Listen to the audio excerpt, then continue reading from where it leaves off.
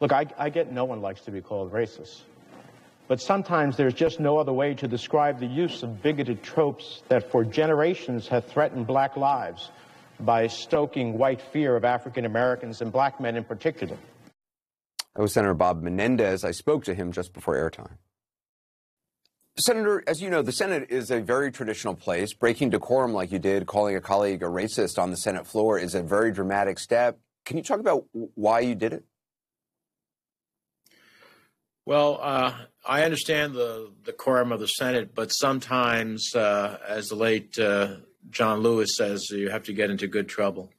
I just felt compelled to speak out about Senator Johnson's comments, and it was crystal clear to me, driven home by an African-American member of my staff who served New Jersey through different senators for 3.5 decades, an incredible human being, a tremendous staffer who is African-American, and told me about how hateful and harmful his comments were. And so when he made these comments, in essence, the racist trope that he would be more fearful of a Black Lives Matter protest than the insurrectionists who stormed the Capitol, caused the death of 3 U.S. Capitol officers, and harmed and injured so many more. I just felt that, decorum couldn't just stand in the way of speaking out. Do you think should more be done? I mean, or I don't know if that's even possible, but I mean, Senator Johnson continues to stand by, even double down on his comments. He wrote an op-ed defending himself and late today tweeted out a compilation of what he appears to be saying are acts of violence at Black Lives Matter protests, adding, quote, along with peaceful protests last summer, there were too many scenes like this. I'll always condemn violence and rioting regardless of who's doing it. He doesn't really sound like he's condemning what happened at the Capitol, or at least he's trying to whitewash it or minimize it repeatedly. Well, I mean, he has a parallel alternate view of the world.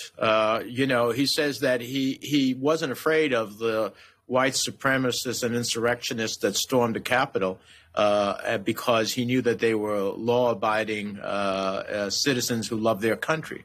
Where law-abiding citizens don't attack other police officers, don't cause the death of one and 2 others who committed suicide as a result of what happened. Hundreds who were injured, many who are scarred in their lives for a long period of time.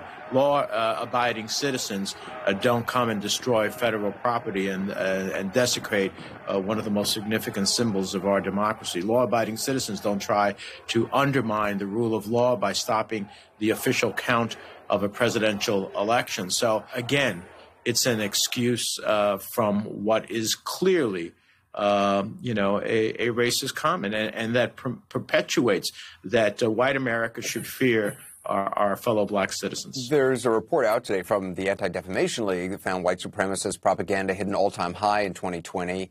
The report says, quote, white supremacists appear to be more emboldened than ever.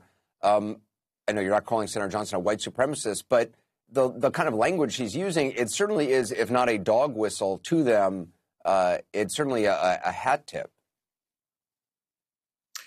Yeah, well, it's an amazing set of circumstances. We all know what happened here on January 6th. We saw the consequences. The nation saw it. And this is like some of the House members who want to honor the Capitol Police but don't want to recognize, the insurrectionists that caused them to have to perform their duties, risk their lives, and get injured. Yeah, you're talking about Louis Gohmert. You're talking about Louis Gohmert. Politico is reporting today that Louis Gohmert is a Texas congressman circulated a version of the bill meant to honor Capitol Police, but removing any reference to the thing they're being honored for, which is defending the seat of democracy against an insurrection. Absolutely. That's exactly what I'm referencing. And so, what is the problem with recognizing that white supremacists, those who stormed the Capitol with Confederate flags, with Nazi symbols, and who shouted racial epithets to our African-American Capitol Police officers, what is the difficulty in recognizing that? That is the truth. That is the truth, not the alternative truth you're promoting.